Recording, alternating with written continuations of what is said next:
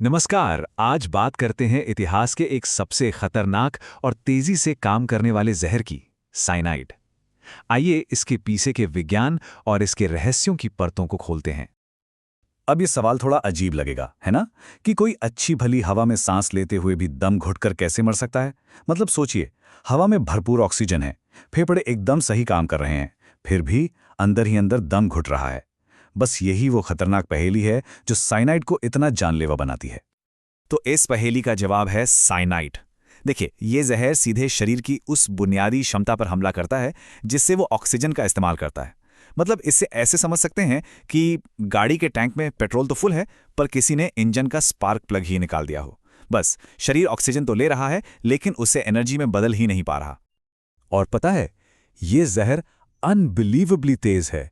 इसकी एक जानलेवा डोज सिर्फ 1 से 2 मिनट के अंदर ही मौत का कारण बन सकती है। ये शरीर के पूरे सिस्टम को लगभग तुरंत ही बंद कर देता है। तो चलिए अब जरा और गहराई में उतरते हैं और देखते हैं कि ये काम कैसे करता है। तो ये समझने के लिए कि साइनाइड आखिर इतनी तेजी से काम कैसे करता है, हमें शरीर के बिल्कुल अंदर, मतलब माइक्रोस्कोपिक लेवल पर जाना होगा, हमारी कोशिकाओं यानी सेल्स के लेवल पर, क्योंकि असली लड़ाई तो वहीं लड़ी जाती है। साइनाइड ना एक बहुत ही अजीब सी हालत पैदा करता है जिसे कहते हैं हिस्टोटॉक्सिक एनेक्सिया। अब ये सुनने में भारी भरकम लगता है, पर इसका मतलब सिंपल है। हिस्टो मतलब टिश्यू और एनॉक्सिया मतलब ऑक्सीजन की कमी। लेकिन मजे की बात यह है कि यहाँ खून में ऑक्सीजन की कोई कमी नहीं है, बल्कि शरीर के जो ऊतक हैं, जो टिश्यूज हैं, वो ही उसे इस्तेमाल करने की ताकत खो देते हैं।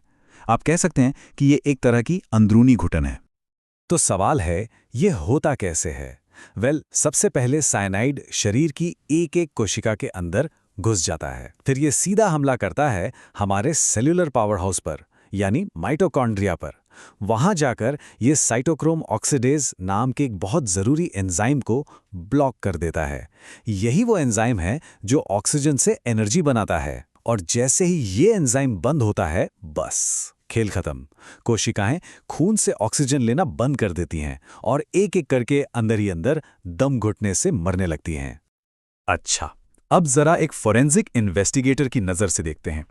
मान लीजिए वो किसी क्राइम सीन पर पहुंचते हैं, तो ऐसे कौन से सुराग हैं जो सीधे सीधे साइनाइड की तरफ इशारा करते हैं? तो देखिए, एक मेडिकल एग्जामिनर कुछ खास चीजें देखता है। सबसे पहली और सबसे क्लासिक निशानी शरीर से कड़वे बादाम जैसी एक अजीब सी गंध आना। दूसरी चीज, और ये काफी चौंकाने वाली है, वो है त्वचा का रंग। त्वचा का रंग एकदम चेरी जैसा लाल या गुलाबी दिखता है, मतलब बिल्कुल हेल्दी। और ऐसा इसलिए होता है क्योंकि खून में तो ऑक्सीजन भरा पड़ा है जिसे शरीर इस्तेमाल ही नहीं कर पाया, और इसी वजह से खून चमकीला लाल दिखता है और अंदर के अंगों में भी जमाव नजर आता है।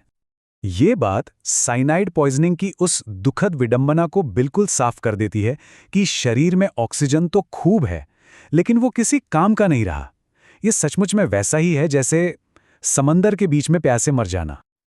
लेकिन क्या इससे बचने की कोई उम्मीद है? जवाब है हाँ, लेकिन सिर्फ अगर फौरन एक्शन लिया जाए। इस जहर से लड़ने के लिए एक बहुत तेज और कॉम्प्लेक्स केमिकल काउंटर अटैक की जरूरत पड़ती है।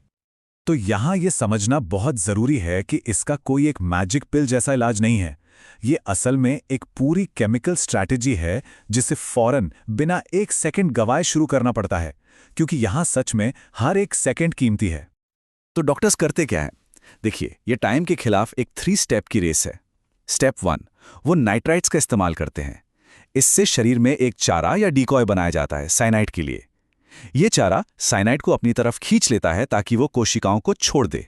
स्टेप 2, फिर दिया जाता है सोडियम थायोसल्फेट। ये कंपाउंड उस पकड़े हुए साइनाइड को एक हार्मलेस सब्सटेंस में बदल देता है जिसे शरीर आसानी से बाहर निकाल सके। और स्टेप 3, 100% ऑक्सीजन दी जाती है ताकि जो कोशिकाएं अभी भी बची हैं और लड़ रही हैं, उन्हें पूरा सपोर्ट मिल सके। चलिए अब जरा इस जहर के इतिहास और इसकी फॉरेंसिक दुनिया में क्या अहमियत है, उस पर भी एक नजर डालते हैं। साइनाइड की जो ये डरावनी पहचान है ना, वो कोई नई नहीं है, सदियों पुरानी है।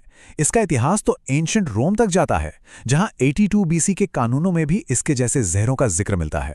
फिर 18वीं सदी में इसे पहली बार लैब में तैयार किया गया और 20वीं सदी ने तो इसका सबसे भयानक रूप देखा, केमिकल वॉरफेयर से लेकर गैस चैम्बर्स तक। और आज भी ये मॉडर्न फोरेंसिक टॉक्सिकोलॉजी में रिसर्च का एक बहुत बड़ा सब्जेक्ट बना हुआ है।